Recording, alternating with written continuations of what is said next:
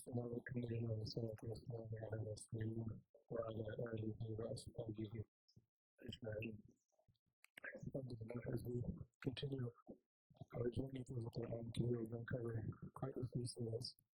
We're going to, inshallah, finish Surah Al-Mu'minun, after that is Surah Al-Nur, after that is Surah Al-Furqan, and we're going to go into Surah Al-Shu'ara. Now, it's probably one of the hardest things to do in preparing for this is we have 10 minutes to talk about all this in this Quran. You can do anything and talk for hours and hours. So instead of just glossing over it, I just want to focus, especially given everything going on in the world, on this one beginning portion of Surah Al-Shu'ara. Now, like all of us, I did something a couple of months ago, and it was just something that I did on my own. Didn't really share it anywhere, just on my own curiosity. In Surah Al-Shu'ara, Allah subhanahu wa ta'ala describes a dialogue, events taking place between Musa and Fir'aun. And if we look at the state that we're in, if we look at everything going on in the world, if we carefully read through these ayat, I was able to do this, and I'm sure everybody here can too. With almost every single ayah, you can find a newspaper headline, you can find a caption, you can find something from the past several years that lines up with the ayah almost exactly. Almost worth the way at times. And that's just going to be a little bit of what we try to do today. And the reason that I chose this to kind of focus on today is we see what's going on in the world this week, this past couple of years, and it can get very hopeless when you think about our state, the state of the Ummah. It can get very depressing. Perhaps it's even a bigger concern if it's not depressing, because that's a sign of an even bigger issue. That's a sign of love, complete apathy. May Allah subhanahu wa ta'ala protect us. But I think most of us, if not all of us, at least feel that sense of just hopelessness with what's going on in the world. It wouldn't be an exaggeration to say that this is probably one of the darkest times that we have seen, in terms of how divided we are, in terms of how powerless we are, in terms of how helpless we are, fighting one another. All of us here, no matter how old we are, nothing but blood for our entire life has been cheap. But in these recent years, it seems that it's never been cheaper than now. Whether it's at the hands of other Muslims, or whether it's at the hands of those who have always been out to get us. And in this dialogue, we kind of encounter this hopelessness. So we start in this part of Surah Al-Shu'ara. We already got past the part of Musa alayhi salam to Fir'aun, right? Advocating for his people, his enslaved people. And Fir'aun rejects it. And we all know the story. The magicians come, the magicians accept Islam, all that is over. And then we jump into the surah. Allah subhanahu wa ta'ala informs us that Fir'aun now is planning on what's going on. What are we going to do about these people? And we go right in, Allah subhanahu wa ta'ala says, وَأَوْحَيْنَا إِلَىٰ مُوسَىٰ أَنْ أَسْرِ بِعِبَادِي لَيْلًا إِنَّكُمْ مُتَّبَعُونَ. We revealed to Musa to take our people and escape in the meantime, and you will be pursued. And then what happens? فَأَرْسَلَ فِرْعَوْنَ فِي الْمَدَائِنِ حَاشِرِينَ.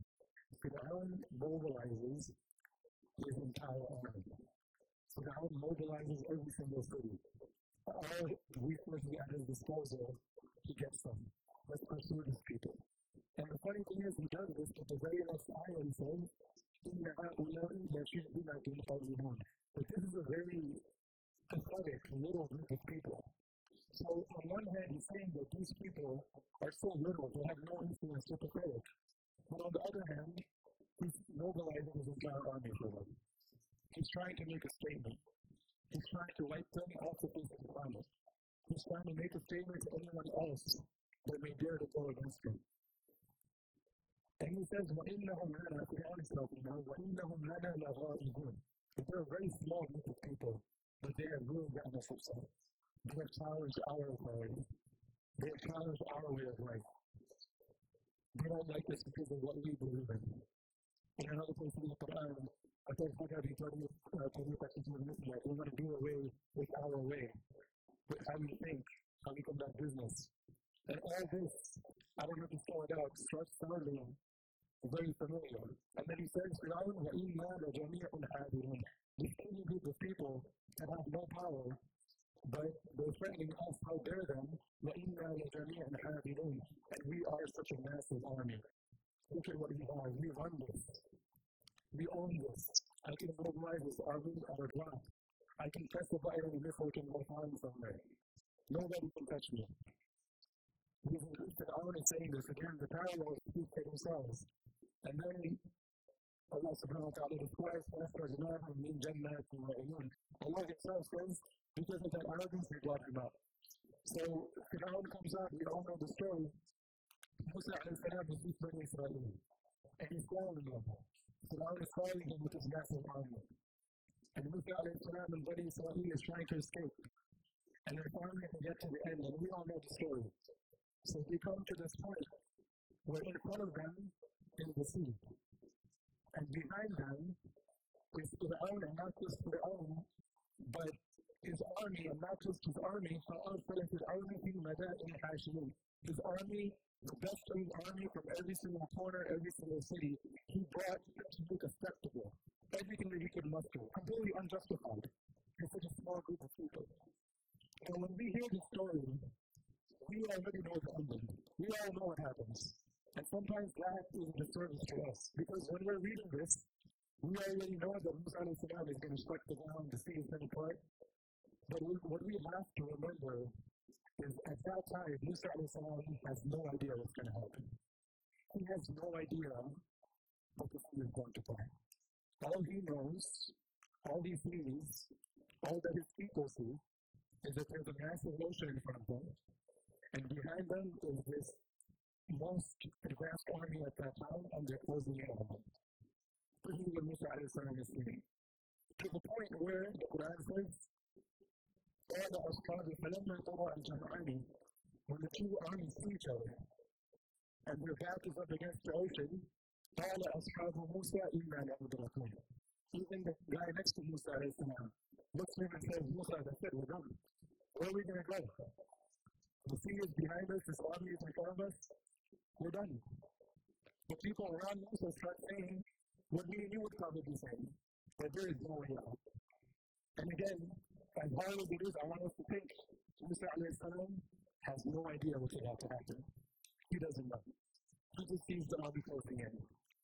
But despite that, the first word out of his mouth is, قَالَ كَلَّا. Absolutely not. إِنَّ مَعِيَ رَبِّي سَيَهْدِينِ. My Lord is with me, and He will guide me. He doesn't know what's going to happen. Every objective data points to this is the end. This is the end of Bani Israel, this is the end of Musa. This massive army, this massive ocean, but the first words out of his mouth is, إِنَّ مَعِيَ رَبِّي سَيَهْدِينِ. He never lost hope. And Allah subhanahu wa ta'ala makes sure He tells us that before He says, فَأَوْحَيْنَا إِلَى مُوسَى أَنِ اضْرِبْ بِعَصَاكَ الْبَحْرَ. After that, and Allah uses that, which is immediately after that. What happens? He reveals to Musa to split the sea with your staff, and then we know what happens. The entire ocean comes apart so that Musa alayhi salam can walk through with Bani Israel. That's what Allah subhanahu wa ta'ala does for Musa alayhi salam when he doesn't lose hope, even for a single second. When we look at what's going on in the world, and we feel that dread and that depression and that helplessness for us, for our ummah, we have to remember that this Rabb of Musa is our Rabb. But it is the same Allah subhanahu wa ta'ala, the same one that instructed Musa alayhi salam to split the sea, the same one that Musa alayhi salam was talking about when he said, إِنَّ مَعِيَ رَبِّي سَيَهْدِينِ. It is the same exact Allah, the same one that told us that story. It's the same Allah that we depend on. So yes, we see what's going on, but we can't ever let that be a source of being depressed to a point where we lose hope. How do we get out of this? We don't know. Anybody that says that we don't know, we don't have a concrete answer. But if you look at that situation, how did Musa know what was going to happen? He just saw the sea in front of him. There is no clear answer. The only clear answer he had was إِنَّ مَعِيَ رَبِّي سَيَهْدِينِ. So Allah is with me and He will guide me. Earlier on today, before that, in Surah Al-Quran, we'll start off with recite another ayah very quickly where Allah subhanahu wa ta'ala tells us that on the day of judgment, the Prophet will have work of prayer. Is إِنَّ قَوْمِ اتَّخَذُوا هَذَا الْقُرْآنَ مَهْجُورًا. Is that more people have left this Quran. If we can't use the Quran to make connections like this, if we can't use the Quran to find peace in situations like we are in now, we are indeed drifting away from the Quran. It's not just recitation, it's not just listening, it's not just enjoying, it's connecting with it, and it's being able to find peace in it, especially in the times that we live in. Allah subhanahu wa ta'ala gives it to us. Allah subhanahu wa ta'ala,